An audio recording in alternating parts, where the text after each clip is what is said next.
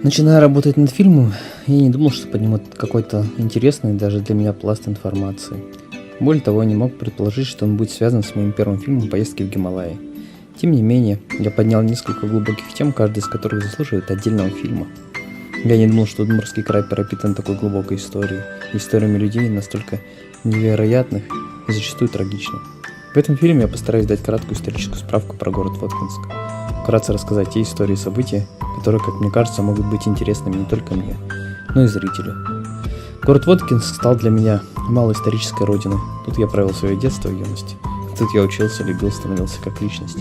Честно, не думал, что судьба отправит меня из этого города в дальние странствия, и вернусь я в эти края уже спустя 20 лет. Только спустя какое-то время осознаю, как мне хватало этих мест. Как я буду рад оказаться здесь снова. Я думаю, справедливо будет начать свой цикл рассказов «Города СССР» именно с этого города. Так как для меня этот город, наверное, главный в жизни.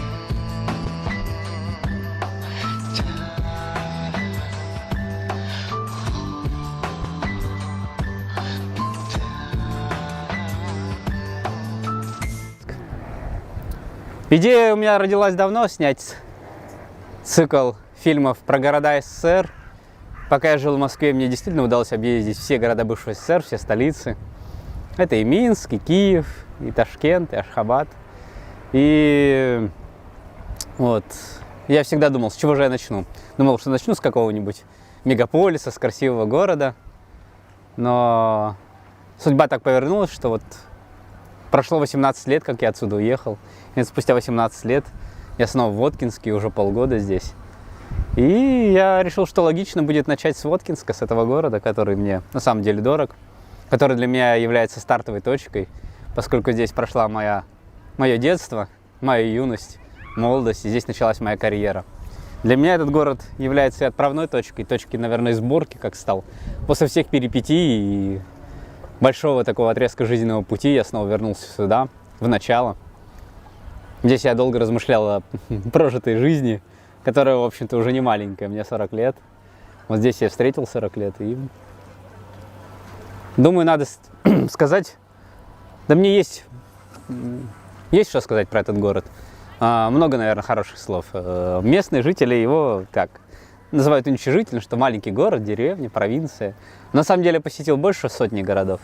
И скажу, что Воткинск – это шикарный город, но он очень уютный.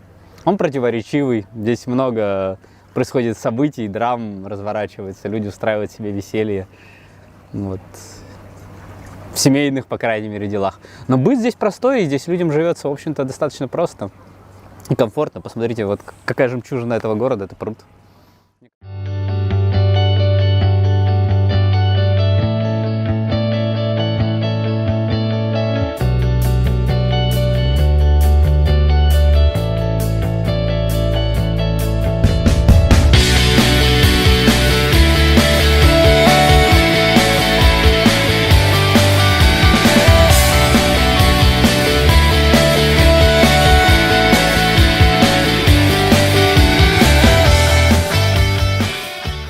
Взглянуть на историю Удмуртского края мне помогла книга Алексея Иванова «Сердце Пармы».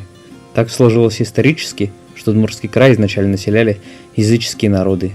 Упоминание о воинственном и грозном племени вагулов можно встретить в Воткинске до сих пор, район Вагулка, названный в честь этого племени. Это племя долго наводило страх на новые российские поселения вплоть до времен Ивана Грозного, и только войска стрельцов смогли взять под контроль территорию, после чего они откочевали вглубь Сибири.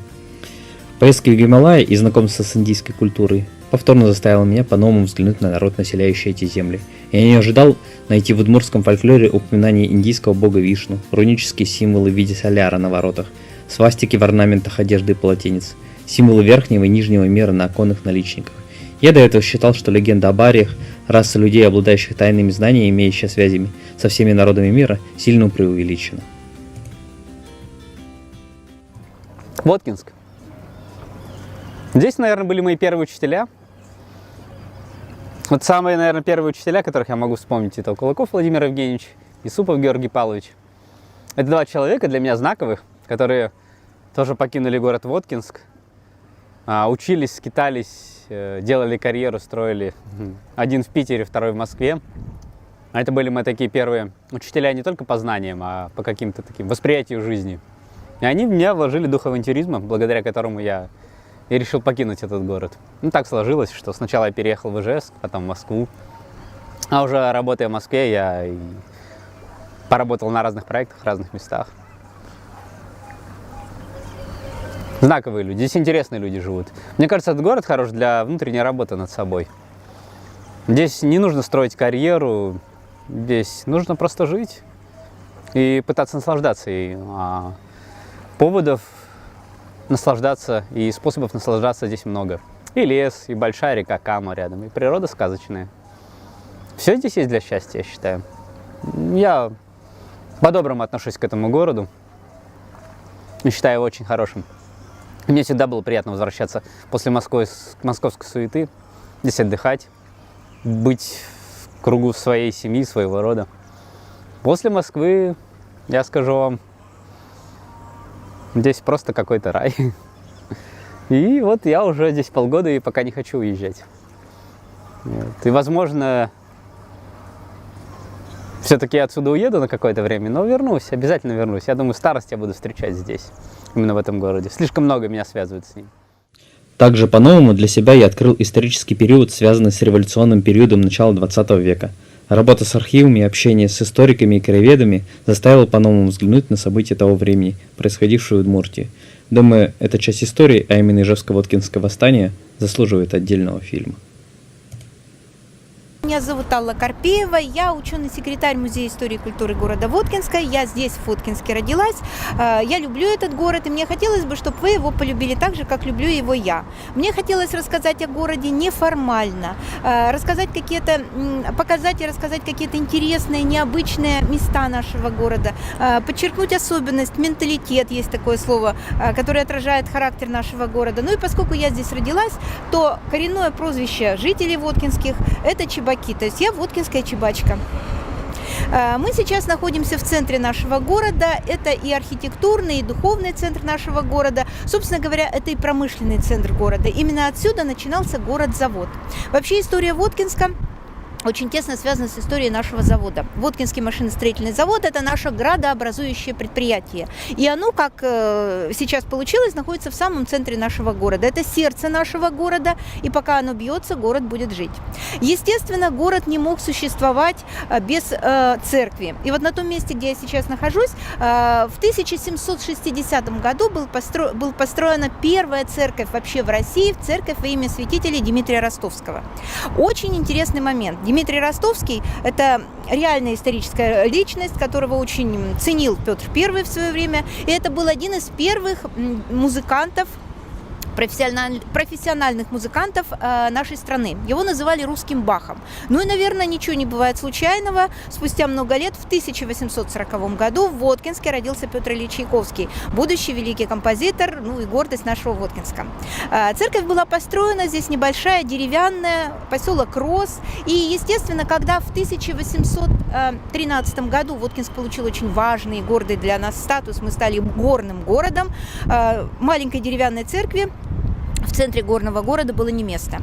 И поэтому мастеровые завода, естественно, принимают предложение о начале строительства Благовещенского собора в нашем городе. И долго, конечно, он строился, было потрачено много средств, мастеровые по 5 копеек с рубля отдавали на его строительство. В те времена эта сумма была очень немаленькая.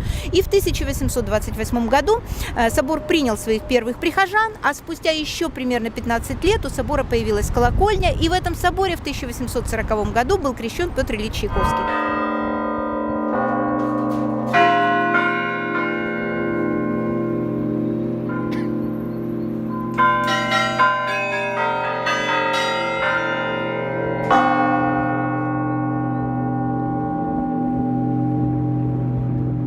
Вот такая удивительная история. Ну, ничего в нашей жизни не бывает постоянного.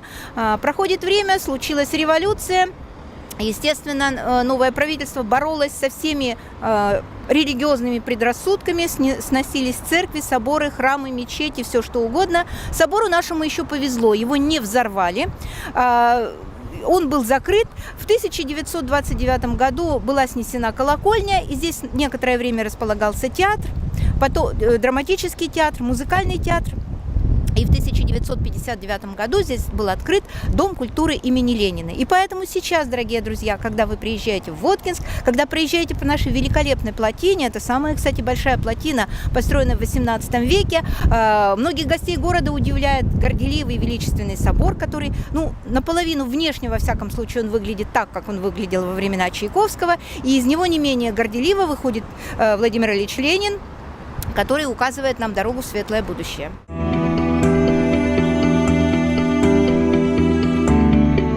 Автор этого памятника Василий Николаевич Керенский, который имеет отношение к тому самому Керенскому из Временного правительства. Великолепный скульптор, участник Великой Отечественной войны, который не сделал какой-то карьеры очень важной. Ему в свое время, как он рассказывал, предлагали отказаться от такой очень неудобной фамилии, стать Ивановым, Петровым, так сказать, Сидоровым. Он сказал, что я своих убеждений, и в частности фамилию, не меняю. Итак, дорогие друзья, в нашем городе есть один уникальный памятник. Несколько лет назад Центральное телевидение проводило очень интересный конкурс, самые удивительные места России. Воткинцы народ, видимо, очень такой скромный, очень не выдвинули нашу плотину на номинацию вот этих вот чудес российских. А на самом деле плотина, которая расположена за моей спиной, она поистине уникальна. Давайте задумаемся только о том, как быстро ее построили. Вообще в прошлом никакой уральский город-завод существовать без плотины не мог. Благодаря плотине появлялся на любом заводе небольшой пруд. Благодаря силе падающей воды механизмы заводские начинали работать, и таким образом появлялась на заводе энергия. Другой энергии на тот момент просто не было. И вот представьте себе, в 1757 году, в октябре месяце, графу Петру Ивановичу Шувалову императрица Елизавета Петровна разрешила начать строительство Воткинского завода.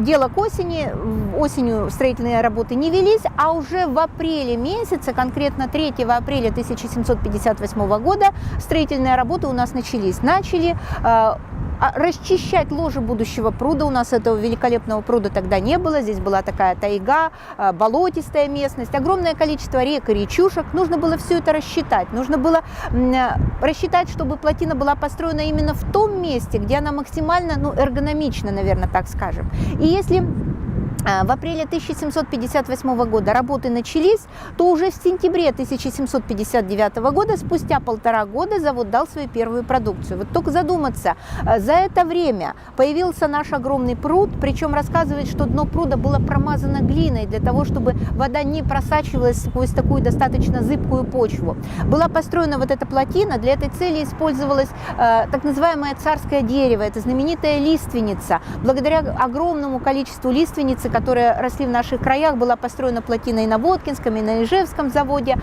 Плотина была, конечно, поначалу не такой широкой, не такой красивой. Ее на протяжении всего 19 века надстраивали, увеличивали. И в настоящее время длина плотины составляет более 800 метров. А в середине 18 века, когда она была построена, ее проект был настолько удачен, что, как говорят документы, все плотины, которые необходимо было построить и на Урале, и в Сибири, с 80-х годов 18 века за образец бралась документация, так скажем, и строительный проект нашей плотины. Благодаря плотине появился наш огромный Воткинский пруд, который в некоторых, сейчас документах называют Лебединым озером. В свое время воткинцы Лебединым озером его не называли, но лебедей на пруду было действительно достаточно много. Благодаря тому, что была построена вот эта плотина, наш завод стал очень быстро достаточно таким успешно развивающимся промышленным предприятием. Благодаря силе падающей воды на заводе поначалу у нас изготавливают железо, самые разные виды железа, якорные цепи, затем якоря. Но причем самое интересное это было то, что завод очень быстро, динамично развивался, но своей руды у нас здесь не было. Руду к нам привозили с Гороблагодатского горного округа. Вот такой вот интересный момент, тоже связанный с историей Воткинска. А к началу 19 века Воткинский завод уже один из крупнейших уральских заводов, о котором прекрасно знают не только на Урале, но и прекрасно знают во всей России и в Европе в том числе. И мастеровые, которые трудились на заводе, они очень гордились этим. А плотина уже к середине 19 века стала не просто таким гидротехническим сооружением заводским, это было место прогулок, место гуляний. И уже с середины 19 века воткинцы с удовольствием прогуливаются по плотине, потом переходят на набережную. Эта традиция у нас сохранилась до сего времени. Причем именно плотина – это место, где создавались наши будущие воткинские семьи. Парни, которые гуляли по плотине, присматривались внимательно к девушкам, которые такими пестрыми, шумными стайками проходили по плотине. Они церемонно раскланивались друг с другом, поглядывали друг на друга. И вот после такого взаимного, так скажем, переглядывания молодой человек шел к девушке в Воткинский дом пить чай. И вот эта первая встреча парня и девушки у нас называлась «взглядышки». Ну, если взглядышки пройдут успешно, то там сватовство, женитьба и создание молодой семьи. Так что плотина здесь играла, в общем-то, практически, как и в заводе, ключевую роль. Доступно и подвластно. В принципе, все сбылось. Все, что я хотел реализовать, я реализовал. Все мечты, все планы, которые строились в этом городе, они вот как раз к этому этапу жизни завершились. Сейчас я приехал снова переосмыслить, чего я хочу, что я буду планировать на следующее будущее, что я буду делать. Здесь хорошо думается. Два города, в котором мне нравится поразмышлять о жизни, это Питер и Воткинск. Два противоречивых. Но знаете, те, кто уехал из Воткинска в Питер, они очень любят этот город, и они в Питере себя чувствуют как дома. То ли климат схож, то ли вот набережная большая, красивая, просторная. Не сравнить с набережной Фонтанки, но тем не менее. Очень хорошо. Наверное, мы находимся в центре нашего города. Здесь находится очень любимый воткинцами обелиск Славы. Вообще история создания этого обелиска тоже очень интересна. Ну вот в этом году мы отмечаем год 75-летия Великой Победы, и нашему обелиску в этом году исполняется 50 лет. На самом деле, если бы мы с вами сейчас перенеслись в 1969 год, на том месте, где мы с вами находимся, был очень неплохой, я бы сказала, даже роскошный для Воткинска сквер. Здесь росло очень много акаций, цветущих акаций. Здесь были такие красивые вазоны с цветами. Но, тем не менее, вот как-то так получилось, что в Воткинске не было ни одного хорошего, достойного памятника Великой Отечественной войне. Да, собственно говоря, и вообще по Советскому Союзу на тот момент памятников было еще не так много. На тот момент в Воткинске, в Воткинском районе было очень много ветеранов Великой Отечественной войны. Их, может быть, даже и ветеранами-то не назовешь. Это были еще очень энергичные люди такого среднего возраста. Многим из них было чуть более 50 лет. И вот в 1969 году при городском военкомате был создан первый в Воткинске совет ветеранов. И первое, что они сделали буквально в августе месяце на большом собрании, где было более 700 ветеранов Великой Отечественной войны, участников Великой Отечественной войны, было принято решение о создании памятника в Воткинске. Решено было, что памятник будет построен на народные деньги. Был объявлен сбор средств как в заводе, как в городе, так и в Воткинском районе. И в течение достаточно короткого времени было собрано почти 70 тысяч рублей. По тем временам сумма более чем достаточная. Решено было точно так же сделать памятник не похожим на другие. Но для этого нужно было все равно представлять, какие есть памятники. Поэтому ветераны Великой Отечественной войны, кто-то сам съездил, предположим, в гости там на тот момент в Волгоград, в Ленинград, в Крым, делали фотографии тех памятников, которые там поставлены, просматривали альбомы. И больше всего нашим ветеранам понравился обелиск Славы на Сапун-горе в Севастополе. Он тоже такой устремленный вверх. И решено было, что вот какие-то идеи этого памятника должны были быть положены в основу нашего обелиска. Среди архитекторов, художников Воткинска был объявлен конкурс на лучший проект обелиска. В этом конкурсе победил замечательный заводской архитектор Николай Леонидович Зверздынь. Его проект был единодушно принят, и началось строительство. Обелиск у нас стал очень таким знаковым для Воткинска. И вообще с ним связано много каких-то интересных историй. Здесь всегда встречались ветераны Великой Отечественной войны. И вот обелиск был открыт очень торжественно 9 мая 1970 года. Здесь собралось очень много горожан. Здесь были ветераны Великой Отечественной войны. Так вечный огонь у обелиска зажигала наша землячка, герой Советского Союза Нина Захаровна Ульяненко. Знаменитая женщина-летчица из того авиационного полка «Ночные ведьмы». То есть она наша землячка. Да, вот ей там, по-моему, да, совершенно верно. И здесь мы можем видеть вот такие вот стеллы, на которых указаны имена героев Советского Союза, наших земляков. На самом деле их действительно много, их 13 человек, и среди них практически половина это летчики. Это тоже удивительная история, тоже характерная для Воткинска, потому что еще в 1936 году в Воткинске был создан аэроклуб, и молодые ребята, это 30-е годы, все стремились в небо, молодые ребята воткинцы, очень многие там обучались. И вот Нина Захаровна была в числе вот как раз курсантов этого аэроклуба. Вот такая удивительная история. Вообще в Воткинске очень много много таких космических, я бы сказала, историй, космических каких-то тем. Ну и вот одна из таких таинственных тем, почему я говорю о космосе, вот эта идея строить город на 7 холмах, она пришла очень давно, из глубокой древности. Когда-то древние шумеры, прекрасные астрономы, нашли 7 звезд, это большая медведица, как бы мы сейчас сказали, и считали, что, такая легенда появилась, что если на Земле будет 7 возвышенных точек, и город или населенный пункт на ней построить, то городу суждено долгая и счастливая жизнь. Москва, Иерусалим, Смоленск и очень много городов вот у нас на 7 холмах находится. Так это или нет, но говорят, Воткинск тоже на 7 холмах. Те, кто читал произведение Александра Иванова, он как раз пишет про эти края. Он говорит, что да, вот было такое поселение, точнее племя вагулов, могущественное, вгоняющее там в ужас другие народы или завоевывающие их. Вот здесь это место связано с этим племенем или нет? Совершенно верно. Как говорят наши историки, как говорят наши краеведы, у нас есть, это район сейчас Воткинска, самый дальний район Воткинска, Вагулка. Вообще раньше это была деревня Вагулка. Название этой деревни происходит как раз от кочевых вагулов, которые в первой половине 18 века жили на территории, где впоследствии был построен наш Воткинский железоделательный завод. Пасли оленей. Оленей можно было увидеть вот в наших лесах. В Удмуртии водились олени. Да. Вот здесь было даже, говорят, больше оленей, чем лосей. А потом, когда, я так полагаю, начались вот строительные работы, когда здесь появляются пришлые люди, народ этот очень такой закрытый, видимо, чтобы их не беспокоили, они просто откочевали в Западную Сибирь. Вот вагулы в Западной Сибири не в большом количестве, но они до сих пор есть, вот эта народность. Ну а если говорить еще о легендах, то есть другая не менее удивительная легенда, которая была записана в свое время одним из первых воткинских историков Василием Федоровичем Берниковым в конце XIX века. У нас в Воткинске есть такое место, как первый южный поселок. И там есть достаточно такое большое поле, которое у нас в Воткинске традиционно называли Городище. В 30-е годы XIX века там даже была деревня под названием Городище. Но ничего так просто не бывает.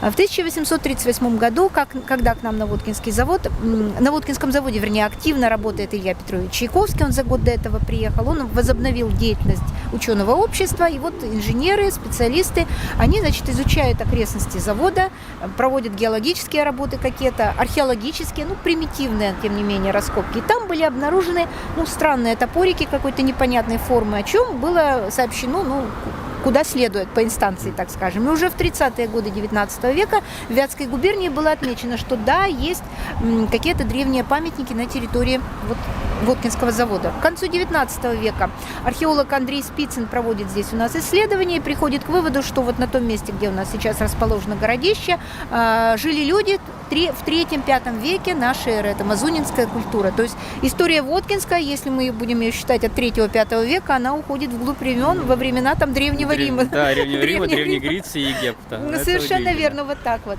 И, возможно, вот с тем, что люди находили когда-то вот такие, непонятные, на их взгляд, орудия труда, появилась такая легенда. Хотя, кто знает, в любой легенде есть доля истины.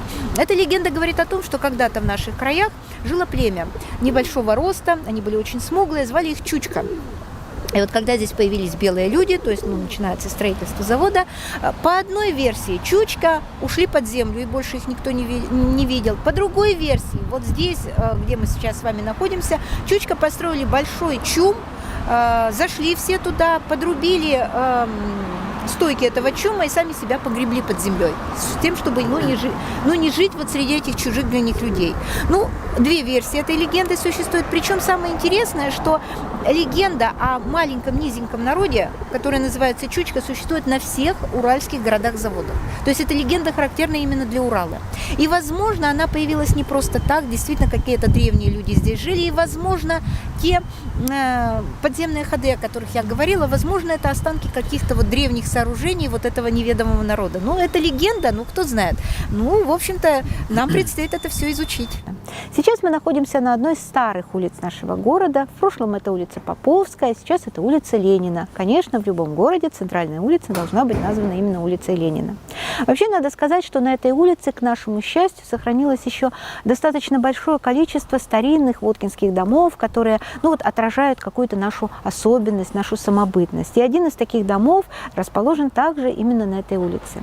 Если к нему присмотреться, видно, что дом обстоятельный, серьезный, у него большие окна, и эти окна украшены очень красивыми наличниками. Вообще в Воткинске говорили так, что окна в доме должны быть большими. Окна улыбаются, это главный был термин, характерный для города. Стекла окон должны были быть хорошо промыты, это была забота женщины, они должны быть украшены цветами, а уж украсить само окно наличником, это была, конечно, работа мужчины. Наличники в Воткинске действительно просто неповторимые. Многие из них украшены растительным орнаментом, есть наличники так называемым театральным орнаментом. А сейчас мы с вами находимся около дома, который украшен наличниками с промышленным орнаментом. Это так называемый промышленный дизайн, мы, наверное, бы сейчас сказали. Мы вспомним о том, что Воткинск – это город-завод. У нас здесь всегда было очень много замечательных мастеровых, которые не только трудились для того, чтобы заработать деньги, это, в общем-то, так и должно быть, но трудились, как говорили у нас, как песню пели. И поэтому многие вещи, которые они делали, получались просто уникальными. И вот это уникальное мастерство, вот эта особенка, вот это творческое отношение к труду находило выражение даже вот в обравлении и в украшении самого дома. Если мы присмотримся к этим наличникам, мы видим, сначала дети обычно говорят: ой, улыбающаяся рожица. На самом деле это нам улыбаются шестеренки, которые характеризуют вот промышленный статус нашего города. И вот такие наличники с промышленным дизайном в Воткинске встречаются достаточно часто. Как говорят специалисты, наличников именно с таким промышленным дизайном вообще в России, можно по пальцам буквально перечесть. Поэтому мы являемся обладателями вот такого уникального статуса. Отдельно пару слов про два учебных заведения, в котором я не учился, но меня многое связано с ним. Это музыкально-педагогический колледж. Мама отработала в нем больше 30 лет. А поскольку у нас у одних из первых была видеокамера в те времена, я часто туда захаживал как видеооператор и участвовал, в общем-то, в жизни колледжа, в его студенческой, веселой. Хорошие были времена, интересные студенты, интересные люди там учатся. Я считаю, что вообще профессия учитель одна из самых счастливейших. Не знаю, как в школе, но в университете или в учебном заведении, где царит дух творчества, веселья, задора, а это в Муспедколледж, это однозначно. Мне кажется, там работают счастливые люди, и коллектив хороший, атмосфера хорошая. Была бы моя воля, был бы я музыкантом, а не пошел бы в инженеры, я бы именно туда бы и пошел, отработал бы вот в этой среде всю свою жизнь. И мой университет, мне повезло, что учителя у меня были не только выходцы из местного города, а я еще застал ту эпоху, когда город формировался из приезжих специалистов, и наш институт славился преподавателями, которые приехали из Москвы или поработали в Москве, или поучились в Москве и в Питере. И вот этот взгляд разнообразный, он многое дал. Та атмосфера в институте тоже была замечательная. Я вообще считаю, что институт для молодых людей, вообще для человека, может быть самым счастливым временем в его жизни. Потому что все естественно, все строится не на духе выгоды, а на каком-то таком единении. Вспоминаю институт с теплотой. У меня было много коллективов. Я много где и учился после института. И это было и в Ижевске, и в Москве, и даже за рубежом. Но самое веселое и беззаботное это был институт. Он многое дал. Как ни странно, я мог конкурировать с этим образованием, с московскими специалистами. С Бауманкой, конечно, и МИФИ тяжеловато, за МГТУ имени Бауманова конкурировать. И с Московским институтом физики. Там серьезные специалисты. Но, тем не менее, Чешский технологический институт мне присвоил PhD на той базе научной работы, которую я там получил. А мы все знаем, что европейцы относятся сурово к русской науке, немножечко даже предвзято. Это стоило мне больших трудов. Но, тем не менее, мне этой базы хватило. И этой базы хватило мне поработать и над российскими проектами, и над международными. Я уже спроектировал и запустил. По моим проектам запущены 10 атомных станций, они работают. Спасибо учителям и филиала нашего, и Ижевского государственного технического университета. хорошую базу дают. Если правильная мотивация, и ты общался с правильными людьми, и нашел себе какого-то ментора и куратора, а мне повезло, в общем-то, мной занимались индивидуально. Лебедев и Кулаков, и Исупов Георгий Павлович. Вот. Это были 3 ментора, которые мне дали что-то больше, чем дается в рамках общего образования, а наставляли меня, учили нестандартно подходить к проблемам. Благодаря этим подходам вот я многое приобрел. Про ЖГТУ могу вспомнить своего научного руководителя Щеняцкого Алексея Валерьевича. Тот вообще монстр в физике твердого тела и механике сплошных сред. Вот. Периодически, когда я задирал нос после Москвы и приходил к нему о чем-то посоветоваться, он мне при помощи ручки, карандаша и обычного листочка бумаги за 3 минуты доказывал, что я еще ничего не понимаю, ничего не знаю. Вот. Серьезная школа, серьезные ребята работают в нашем университете. Планы на жизнь? Нет, никаких абсолютно планов. Вот я сейчас полностью в потоке. Я 40 лет жил по графику, по какому-то плану, а сейчас я живу в моменте. Наступил такой период, когда надо просто остановиться. Кстати, я заметил, мои друзья, про миграцию можно сказать, отдельно пару слов. Из этого города со мной уехало много друзей. Некоторые из них работают в Праге, некоторые в Гамбурге. Я к ним приезжал, это уже такие солидные состоявшиеся дядьки с квартирами в центре столицы, с красивыми видами на Пражскую площадь. Мне приятно было у них останавливаться. Вот. Они все ставили жизнь на паузу, и периодически некоторые из них приезжали обратно в Удмуртию, кто в Воткинск, кто в Ижевск. И я иду по их пути, я тоже поставил жизнь на паузу, оставил все, вернулся сюда. И пока размышляю, наслаждаюсь моментом. Новой власти расколол жителей на 2 непримиримых лагеря. После прихода советской власти наступила временная анархия, выросла преступность, исчезли государственные заказы на вооружение, которым кормился край, что привело к безработице. Также были ликвидированы частные кузни и любое подворное хозяйство. Под запрет попало даже рыболовство. Все это и многое другое привело к недовольству воткинцев. До прихода Колчака воткинцы присоединились к Ижевскому восстанию, которое не удавалось погасить еще долгое время. Сложно давать оценку тому времени и принимать чью-то сторону. Процитирую только слова очевидца тому времени. Новая власть начала как шайка преступников и разбойников. В конечном итоге пришла к правилам, порядку достойных лучших представителей аристократии. Белая власть начала восстанавливать порядок согласно кодексу чести и достоинства высшей аристократии, а закончила как преступники и разбойники.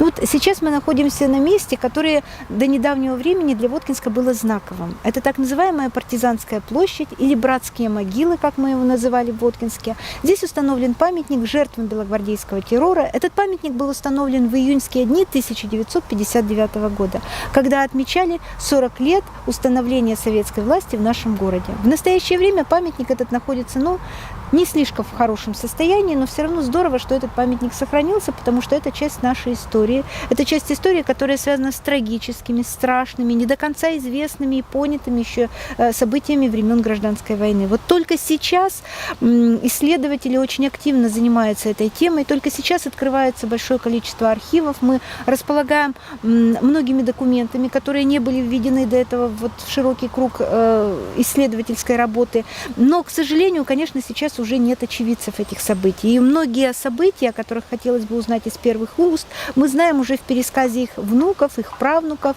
И, конечно, вот я считаю, мы не вправе судить, кто был прав, кто был виноват вот во время этих событий кровавых и трагических 1918-19 года.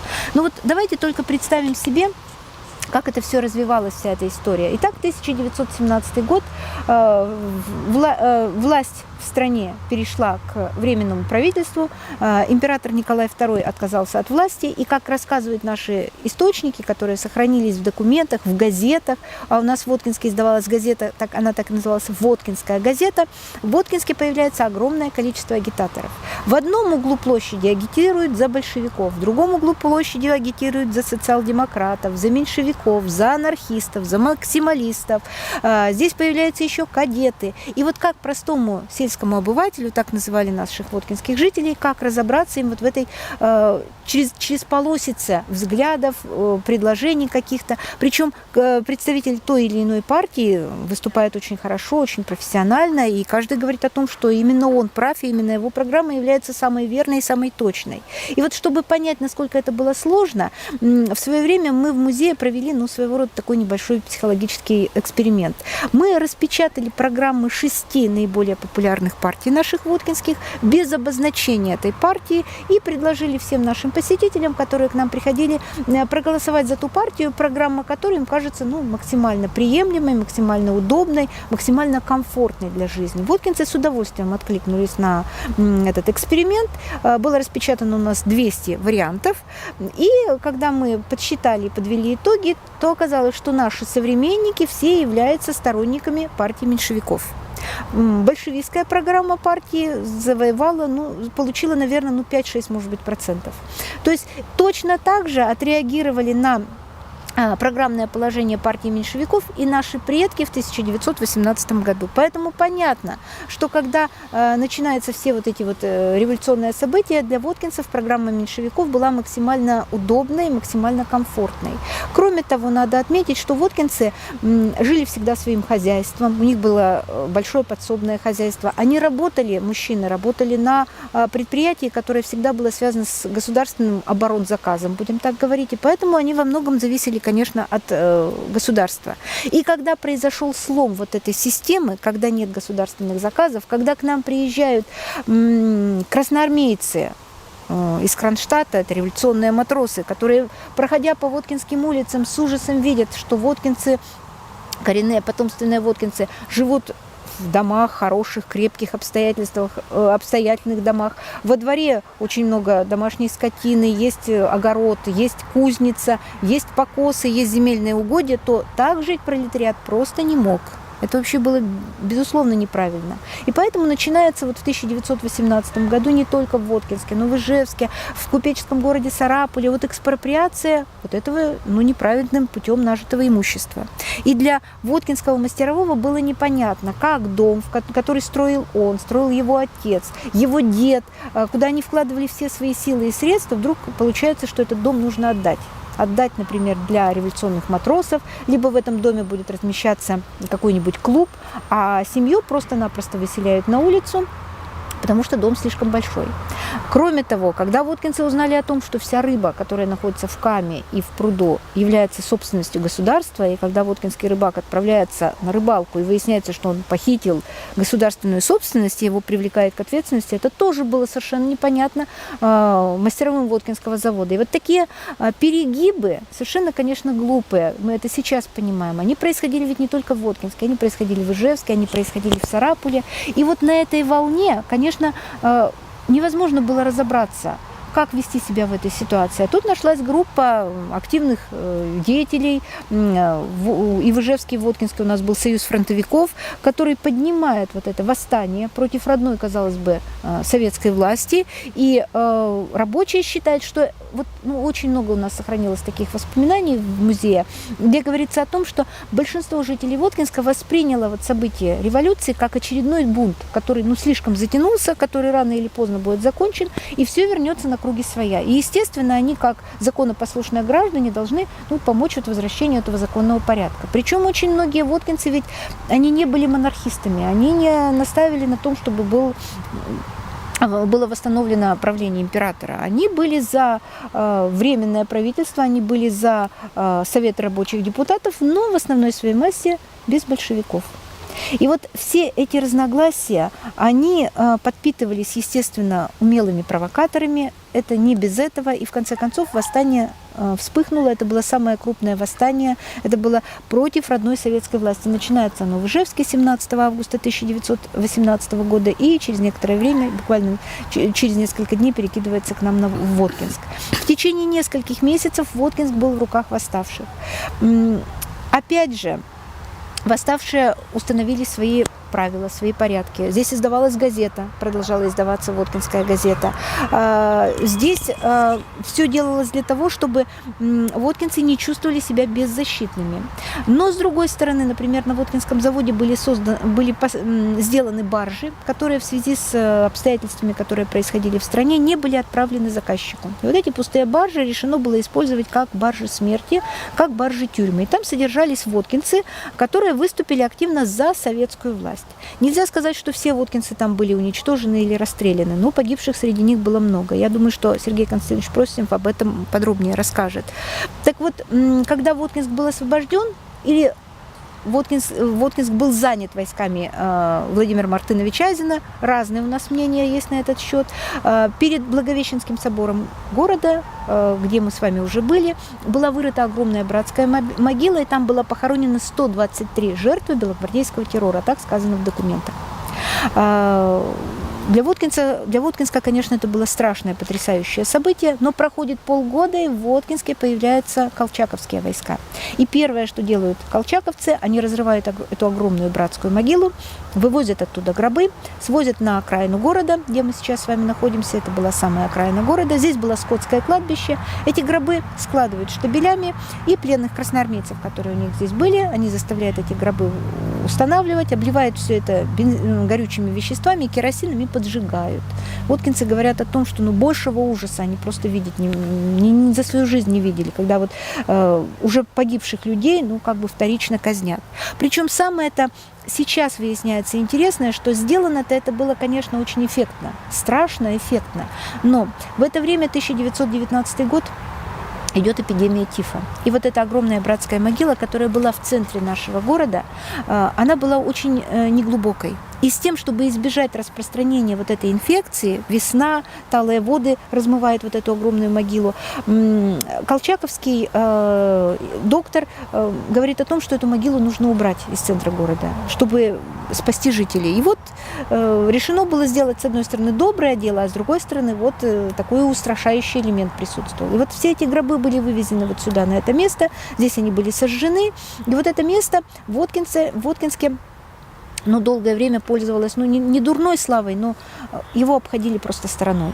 К десятилетию событий в 1929 году здесь был установлен маленький деревянный монумент, который напоминал воткинцам о событиях того страшного времени. А спустя еще 30 лет, уже после Великой Отечественной войны, в 1959 году был установлен вот этот памятный обелиск.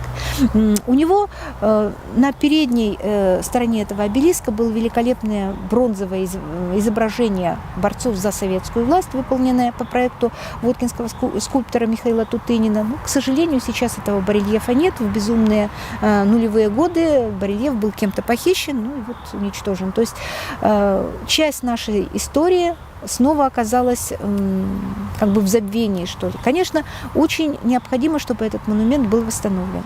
Сложно сказать, как бы мы повели себя в той ситуации. Потому что легко нам сейчас политизировать и морализировать, что вот те были неправы, другие были неправы, но мы не знаем, как бы мы себя повели в той или иной ситуации. То есть сложно сказать, и поэтому осуждать ни тех, ни других мы просто не имеем права. Я просто хотела бы рассказать об одном очень интересном человеке, который оказался втянут в эти жернова исторические.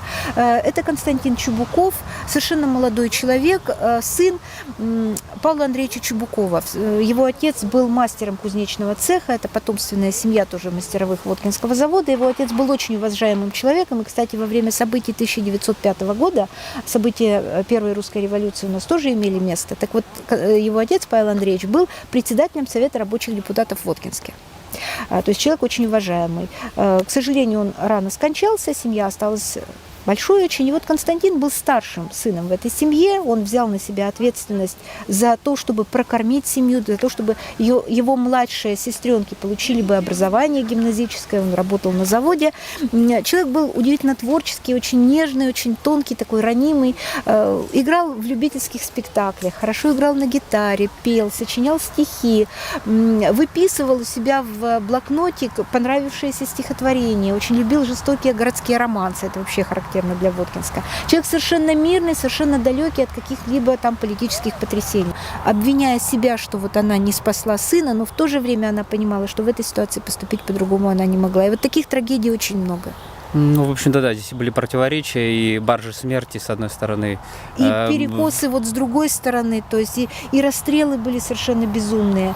И опять же говорить, если вот так отстраненно и очень объективно, мы не можем, потому что очень мало сохранилось документов. Это было не то время, когда там фиксировали, сколько человек, предположим, арестовано, сколько человек там расстреляно. И Руководитель восставших, бывший капитан царской армии Юрьев, тоже личность весьма странная и противоречивая. Не сохранилось ни одного документа.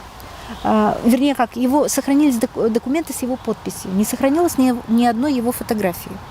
По одной версии говорится о том, что он был расстрелян в 1921 году, по другой версии, что его где-то нашли в Средней Азии там, в 1936 году и привезли сюда на место. По третьей версии говорят, что он спокойно уехал в Соединенные Штаты Америки. То есть что за личность? Почему именно он стал во главе восставших? Как нужно было ему сделать, вот, чтобы спровоцировать Воткинск на восстание? Ведь из Воткинска, вот вообще по большому счету, после этого восстания уходит так называемая наша рабочая элита, уходит рабочая аристократия. Самая высококвалифицированная рабочая, специалисты в самых разных областях, они покидают Воткинский. Завод ведь у нас потом впоследствии с 1922 по 1925 год не работал. Оборудование заводское было увезено, были увезены чертежи, наработки какие-то. То есть красные отступают, часть оборудования увозят, белые отступают, условно говоря, часть оборудования увозят. То есть, в общем-то, стоял вопрос о том, чтобы завод закрыть именно тогда, потому что, потому что численность населения в 2 раза уменьшилась. Предприятия-то как такового нет, все разорено. Но воткинцы, вот те, кто вот остались, они отстояли свое родное предприятие, и в сентябре 1925 года завод снова заработал. То есть это состоялось второе рождение интересно, завода. на каких это ресурсах было сделано, потому что действительно ушло сколько, 30 тысяч? Да. Часть к этому времени вернулись. Кто-то там, потому что кто-то из Сибири вернулся, кто-то... В это время, кстати, очень интересная история начинается. В это время в Воткинск приезжает очень много крестьян. Это тоже такая любопытная история. Вот та же Капитолина Константиновна, которая работала у нас в музее, вот она потомственная воткинская жительница, великолепная, умнейшая, интеллигентнейшая женщина, но вот когда вот мы с ней разговаривали, иногда у нее так вскользь проскальзывало, вот она из деревни приехала. То есть это вот какое-то давнее неприятие воткинцев, людей, которые были здесь чужими. Вообще в Воткинске к чужому человеку относились очень настороженно. Вот если почитать документы, связанные с уральской горнозаводской промышленностью, вот вообще для Урала, это характерно.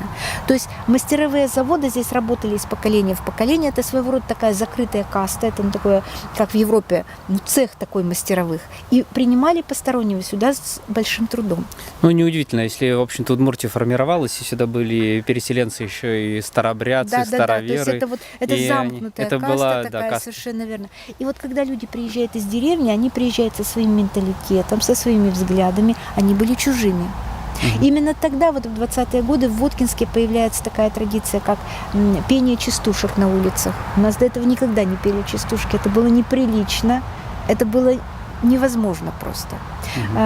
Можно было услышать уже нецензурную брань на воткинских улицах, это тоже раньше было недопустимо. То есть это было просто невозможно. Если кто-то выражался нецензурно, считалось, что это уже человек, совершенно опустившийся.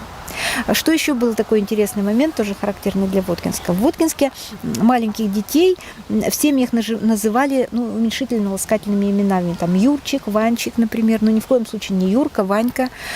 Считалось так, что ребенок с детства должен понимать ласку, и с другой стороны ребенок носит имя какого-то святого. И если мы будем называть его там обзывательно, так скажем, мы таким образом оскорбляем святого. А человека приучаем к тому, что он относится к себе, как к холопу, так скажем. И что тоже интересно, в Воткинске хорошие мастеровые уже в XIX веке их называли по имени-отчеству. А вообще, в принципе, в XIX веке по-прежнему отчество было только у дворян.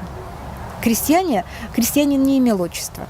А в Воткинске мастеровой он имел имя и отчество. Вообще при царской России рабочий или инженер, он как военный присваивался. У него был китель, знаки отличия, петлички. Сейчас, кстати, идет возрождение традиции в горно-рудном деле, по крайней мере, студенты уже начинают носить форму. Да, совершенно верно. И вот у нас в принципе, рабочий на заводе не работал, он там служил. Нужно было беспорочно отслужить 25 лет, и он уходил в отставку или, так скажем, на пенсию.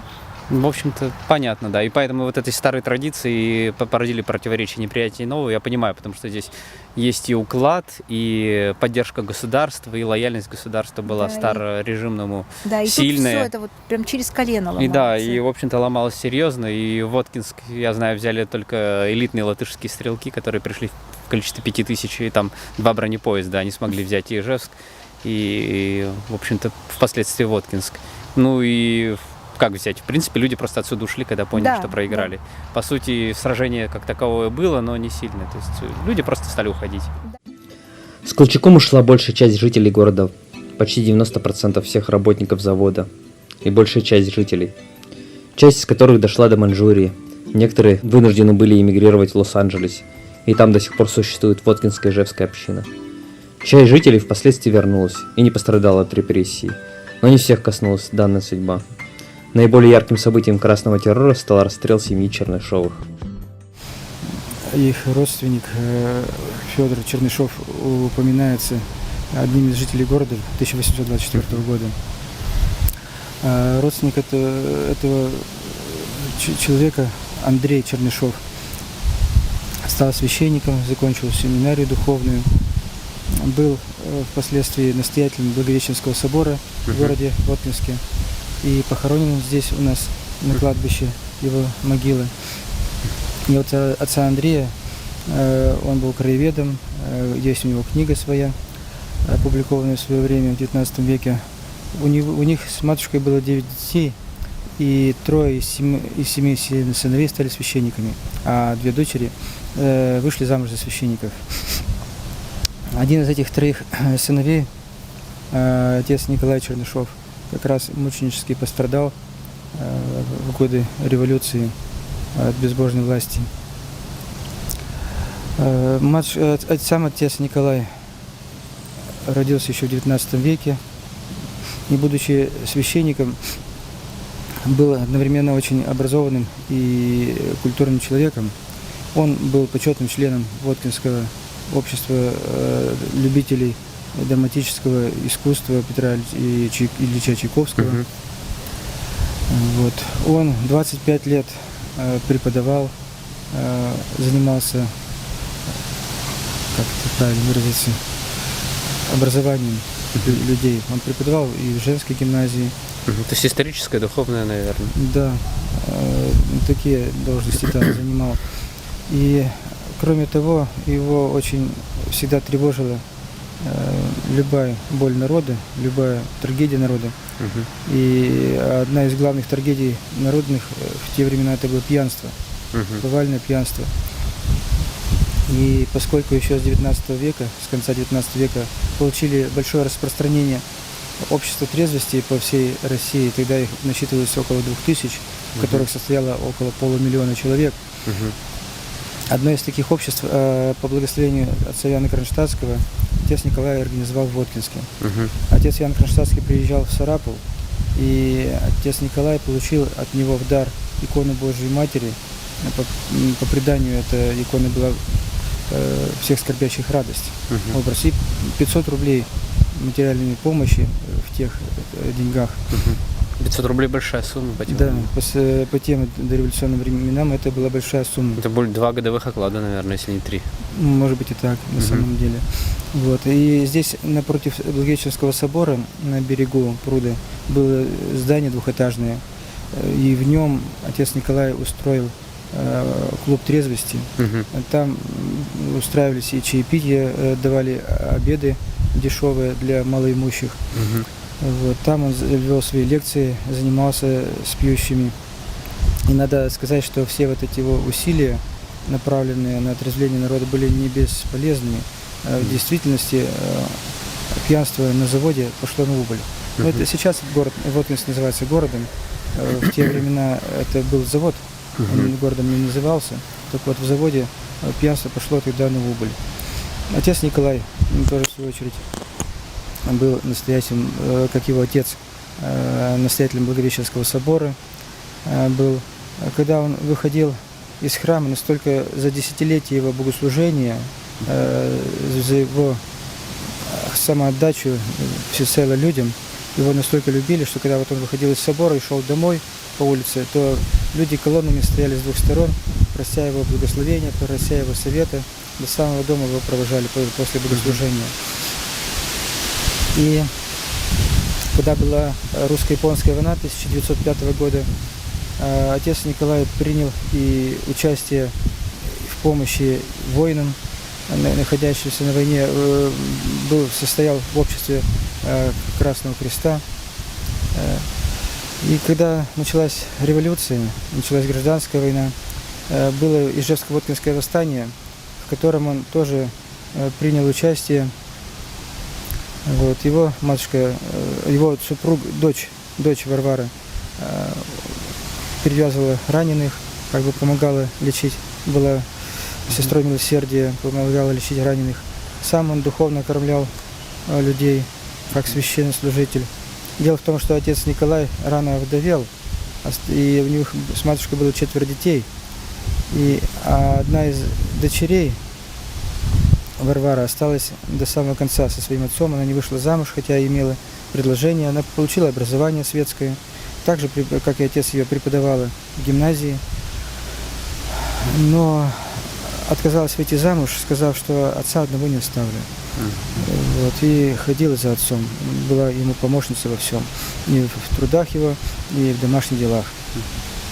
И в годы революции тоже принимала активное участие вместе с отцом. В конце 18 года их обоих арестовали, и 2 января 1919 года их расстреляли. Расстрел осуществлялся на территории пруда, около дома музея Петра Ильича Чайковского, напротив его дома, на берегу пруда. Там были леса, то есть лес с верховья пруда сплавляли до центра города и складывали его на берегу. И вот напротив этих вот бревен, можно сказать, этих сложенных, их стреляли. Причем узнали об том, что расстреляли отца Николая с дочерью случайно.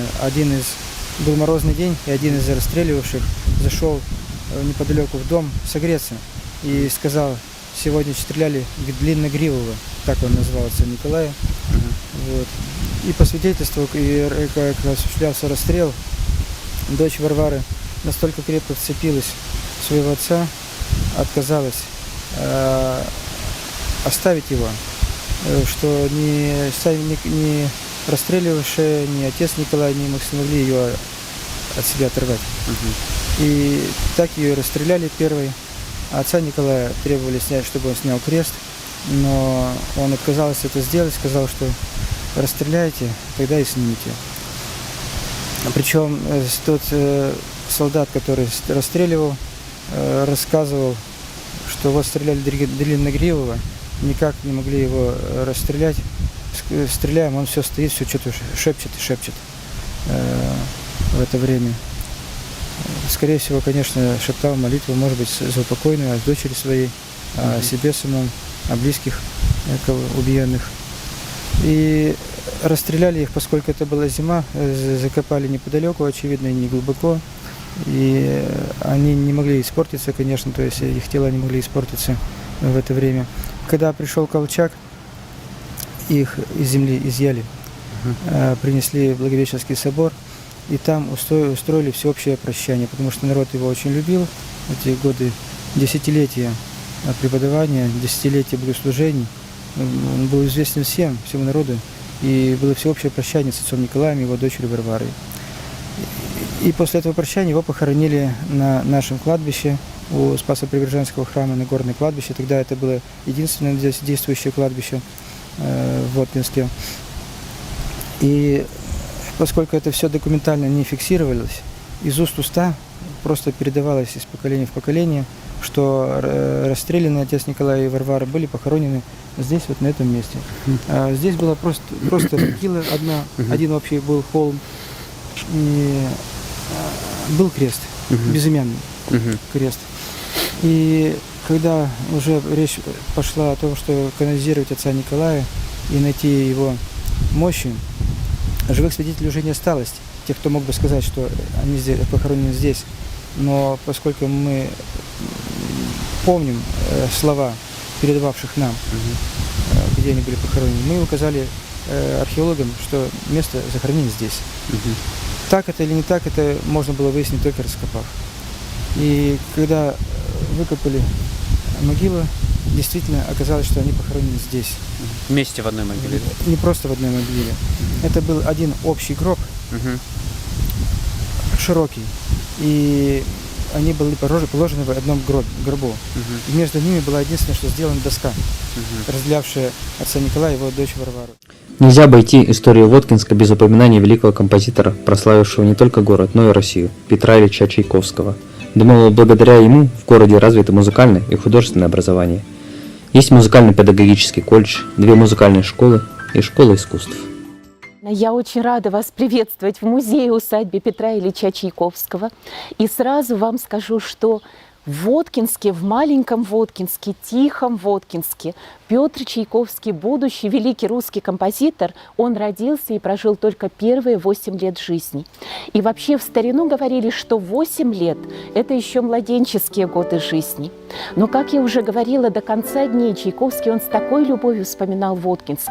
И даже перед смертью он однажды сказал: «Я мечтал бы вернуться в Воткинск, чтобы просто подышать воздухом Воткинского дома». То есть вы понимаете, что для Чайковского Воткинск это были вот такие дни безмятежные, лучезарные, какими могут быть дни только нашего детства.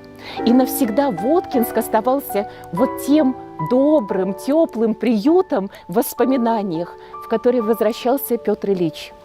То есть после Воткинска его жизнь не была такой уж счастливой, безмятежной, а в Воткинске это было. И мы считаем, что все истоки музыки Чайковского, они все-таки здесь, на Воткинской земле. И это прежде всего книги, которые прочитал маленький Петр с мамой, с папой, с гувернанткой Фанни Дюрбах в Воткинском доме. Та же сказка «Спящая красавица» Шарля Перро, «Щелкунчик» Гофмана и так далее. Это музыка, которая окружала Петра в Воткинском доме. Но и опять же чудесная воткинская природа. Я вам уже говорила, что закаты на Воткинском пруду Чайковский помнил всю жизнь. Вот это все истоки музыки Чайковского. И к нам приезжают как раз-таки почувствовать истоки гениальной музыки. На Лебедином озере, на Воткинском пруду не то что гуси-лебеди и утки не везде. Так почему с Щелкунчиком Орешковым иду, с проснувшейся красавицей к загадочной воде? Или Воткинским Онегиным со здешней дамой пик? Гуляют не товарищи, гуляют господа, и над Господской улицей Чайковского летит не чайка, лебедь белая, волшебная вода. Вот все-таки Воткинский пруд – это источник вдохновения был и для маленького Петра Чайковского, и потом для многих поколений поэтов, художников, музыкантов, которые жили в Воткинске. И вот не случайно пролетела птица над Господской улицей. Да, история Воткинска начинается в далеком 1754 году. В мае 1754 года граф Петр Иванович Шувалов получает разрешение на строительство новых заводов, горо-благодатских заводов. И наш завод был основан в 1757 году и начал работу в 1759 году. Но из чего же начиналась постройка завода в XVIII веке? Конечно, необходима была энергия падающей воды. И вот представьте, трудом тысяч местных крестьян был вырыт пруд. То есть в наш пруд впадают речки Шаркан, Березовка, Абрамовка, Епифановка, ну и, конечно, речка Водка, которая дала название Воткинскому заводу, Воткинску. Но вот с этим названием связано очень много забавных таких случаев. Скажем, Пушкин, когда собирался писать «Капитанскую дочку», он собирался посетить все места, где побывал Емельян Пугачев. А наш завод Емельян Пугачев посетил, сжег церковь деревянную в 1774 году. И вот представляете, Пушкин записал в своей записной книжке: непременно посетить Воткинский винокуренный завод. То есть название «водка» дало ему неправильное представление о занятиях воткинцев. Но вот чего только не бывает в истории. Итак, я вам предлагаю перенестись в век XIX, судари и сударыни. И если бы мы оказались сейчас здесь на 2 века назад, перенеслись, то мы бы с вами оказались на лучшей улице в Воткинском заводском поселке. В те времена Воткинск не был городом, это был маленький поселок при железоделательном заводе. А улица, на которой мы находимся, называлась улица Господская. И на этой улице стояли казенные дома для чиновников Воткинского завода. То есть на этой улице снимали квартиры чиновники Воткинского завода. А лучший дом на улице был дом номер 1. То есть нумерация домов на Господской шла по статусу чиновника, который жил в поселке. Ну и, конечно, лучший дом в поселке для кого? Для начальника Воткинского завода. А кто такой начальник завода в те времена? Ну, это, скажем, как глава или мэр города сегодня. И начальников завода назначали прямым указом императора из Петербурга. И вот в 1837 году Николай I назначает новым начальником Воткинского завода подполковника Илью Петровича Чайковского. И вы догадались, что это был отец-композитор. И вот Илья Петрович приехал в Воткинск 27 марта 1837 года. И он писал супруге Александре Андреевне, которая ждала, чтобы ехать в Воткинск, когда наладятся дороги в России, когда пройдет весенняя распутица. И вот он ей писал, как он въехал на Господскую улицу верхом на лошади. Чиновники полусонные выглядывали из окон и из ворот и смотрели на меня, как на диво. Поскакала передо мной сотня казаков, точно перед Абис Мирзою. И вот отец композитора занимает дом номер 1 на Господской и начинает ремонт к приезду ангела Сашечки Александры Андреевны. Итак, сколько же времени заняла дорога из Петербурга до Воткинска у Ильи Петровича Чайковского, подполковника? Ехал он примерно 3 недели. Вот примерно в такой карете. Конечно, кареты зимой ставили на полозья, чтобы они не увязали в снегу. Ехали целым поездом чиновников. Никто один не решался ехать, это было просто опасно. И вот представьте, едете в карете, позади дорожные сундуки, 3 недели. И на каждой станции Илья Петрович писал хотя бы несколько строчек своей супруге Александре Андреевне. И вот, пожалуй, самое смешное письмо из Казани. Казалось бы, до Воткинска уже совсем близко, и вот он пишет: «Ангел мой Сашечка, дороги у нас в России корытом. Перевернулся 3 раза, 3 дня бороду не брил и чаю не пил. А ты с собой бери наш самовар и чашки, ведь ты известная брезгунья». То есть, представьте, из Петербурга до Воткинска ехали со своим самоваром, с чашками, и вот так располагались на каждой станции. Но вот, наконец-то, в марте Илья Петрович добрался до места будущей службы. Мы оказались возле дома номер 1 на Господской улице, квартира для проживания начальников Воткинского завода и их семей. И повторю, что в 1837 году, в марте месяце, этот дом занимает отец-композитор. Ну а мама Александра Андреевна, она приехала уже летом, когда наладились дороги. И вот в этом доме родители Петра Ильича прожили 11 лет. И вы знаете, они абсолютно не сговариваясь, оба написали в письмах: «Воткинск – это была счастливейшая эпоха в нашей жизни». Вот повторю, что такого абсолютного семейного счастья у Чайковских никогда и нигде больше не было. После Воткинска очень скоро умирает мама Александра Андреевна. Семья как бы распадается. И вот все в письмах вспоминали милый маленький Воткинск.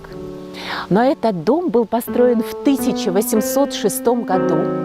Изначально он был одноэтажный, деревянный, как все в Воткинске.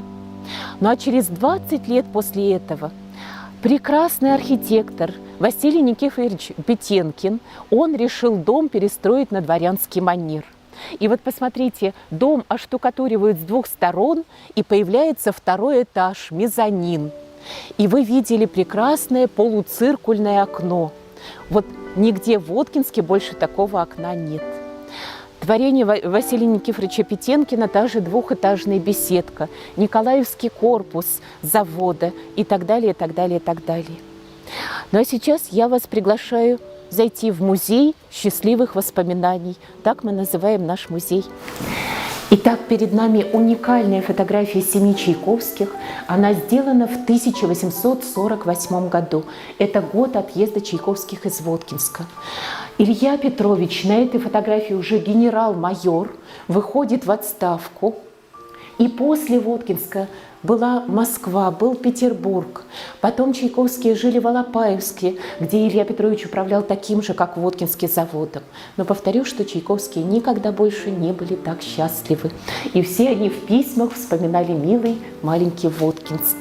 Ну а перед вами еще очень счастливая семья, начальник завода, отец композитора Илья Петрович Чайковский. Мама композитора Александра Андреевна, ангел Сашечка. Позади нее стоит Зиночка, это дочка от первого брака Ильи Петровича, его первая жена очень рано умерла. И Зиночку воспитывала Александра Андреевна. Ну а в этом доме у Ильи Петровича и Александры Андреевны один за другим рождаются 4 детей. И первым в Воткинске родился Николай. Петя – это второй сын. И как раз на этой фотографии Петру 8 лет. И посмотрите, даже на фотографии Петя прижимается к кому? К маме. Всю жизнь Чайковский маму он просто боготворил. И то есть образ мамы – это главный лейтмотив жизни и творчестве Чайковского. Рядом с мамой стоит Сашенька, она была на год младше Петра. И на руках у папы сидит папошник Ипполит, младший сын.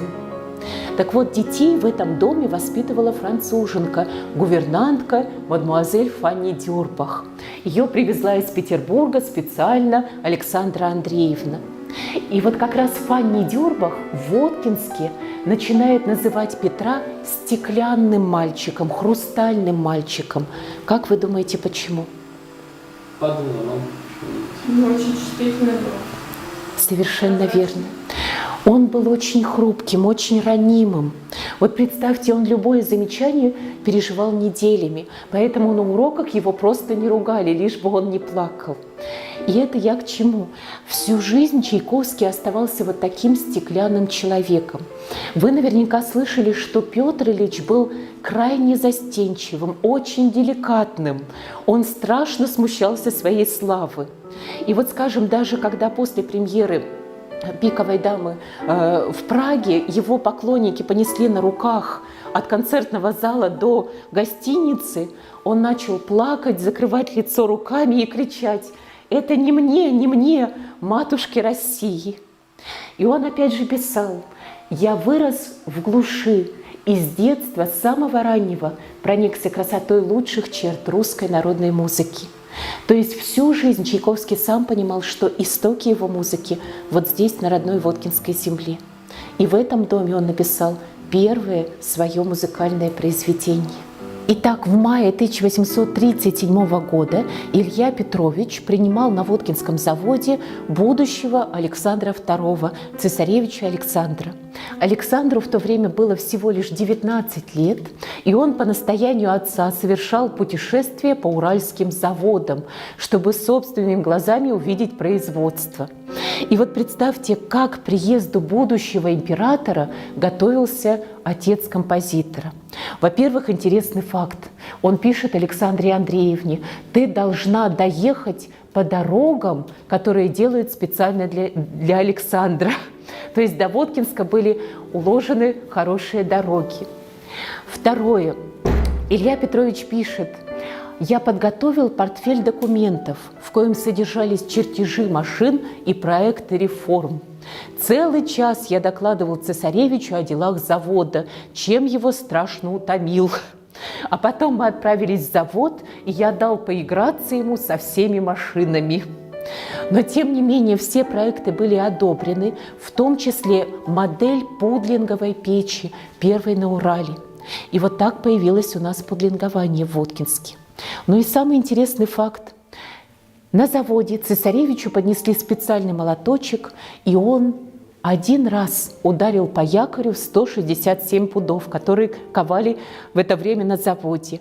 якорь стал считаться императорским, Воткинский завод затеял тяжбу с Адмиралтейством, и через год этот якорь оставили как памятник. Но еще в свите Александра, в огромной свите, был великий русский поэт-романтик Василий Андреевич Жуковский. Мало кто знает, что по первому образованию Жуковский был прекрасным художником.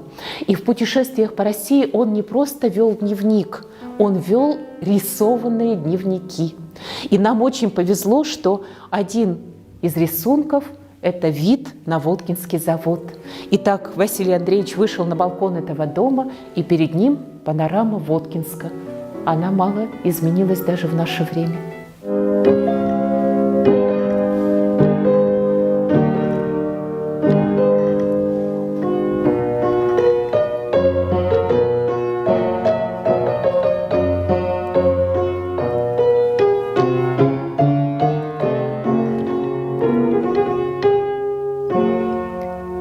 То есть вы слышите, что он крайне отрывисто, да, звучит, как клавесин. А почему? Это прямострунный рояль, сейчас совсем другие. Итак, вы услышали звучание главного сокровища нашего музея. Это детский рояль Петра Ильича Чайковского. Этот рояль фирмы «Вирт» ему на 12 лет подарила в Петербурге мама Александра Андреевна. Александра Андреевна умерла, когда Петру было 14 лет. До 25 лет он даже вслух не мог сказать слово «мама», то есть его душили рыдания. И вот любая вещь, связанная с мамой, была для него очень дорога. Но я вас немножко рассмешу. Во время реставрации рояля были обнаружены надписи, о которых никто никогда не знал. И оказалось, что вот на этой подставке для подсвечника внизу очень аккуратно нацарапано детской рукой «Петр с Ером дурачина». То есть кто-то звал его поиграть, погулять, а он оставался с лучшим другом. Но мы все говорим, что вот это наше свидетельство, что у нас подлинный рояль Петра Ильича Чайковского. И они еще остались, наверное, эти надписи. Да, все надписи остались. Ну а сейчас на нем играют только музыканты, которые приезжают на родину Чайковского. Прежде всего участники фестиваля. У нас старейший фестиваль классической музыки в России. Итак, перед нами родословное древо Чайковских по отцовской линии. Корни композитора по отцу уходят на Украину. Скажем, его прадедом был украинский казак Федор Афанасьевич Чайка. И только позднее фамилия украинская Чайка стала писаться на дворянский манер, и Чайки превратились в Чайковских. Но отмечу, что род Чайковских не прекращается, несмотря на то, что у самого Петра Ильича детей не было. В наш дом очень часто приезжают потомки Александра Ильиничны.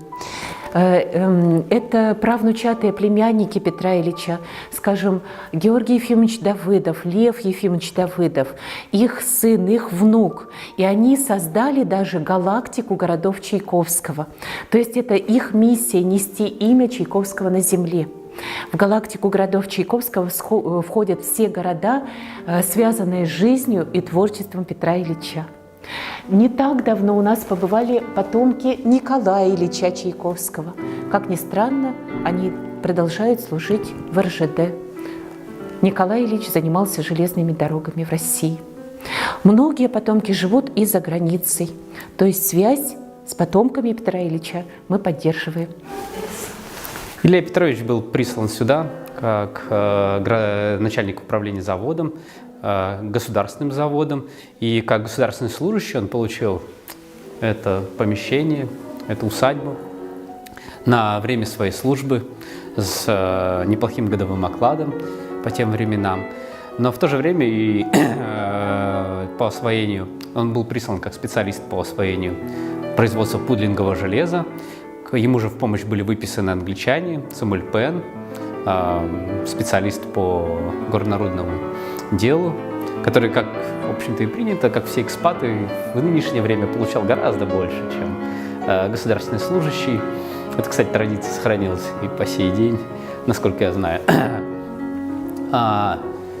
И под его руководством было освоено это производство. И впоследствии они освоили сложное производство. Был первый произведен Астробат, первый железный пароход, на котором сын Петр Ильич Чайковский совершил свое плавание, вот, на что жалуется, что пароход сей медленный, всего 2 версты в час совершает.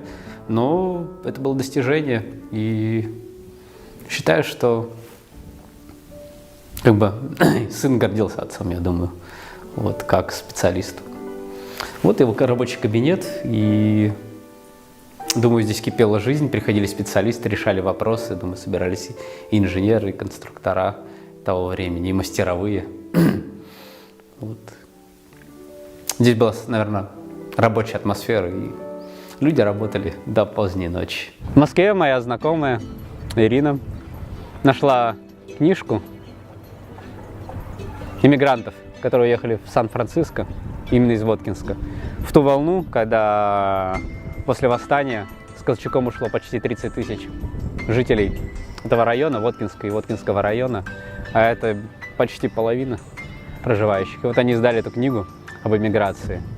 И я подумал, да, это коррелирует со мной, вот люди тоскуют, и даже я, поездив уже почти 20 лет по миру, вот вспоминаю этот Воткинск, этот город и эту землю. И думаю, когда-нибудь, если мне удастся туда попасть, в те края, сделаю отдельный фильм про миграцию.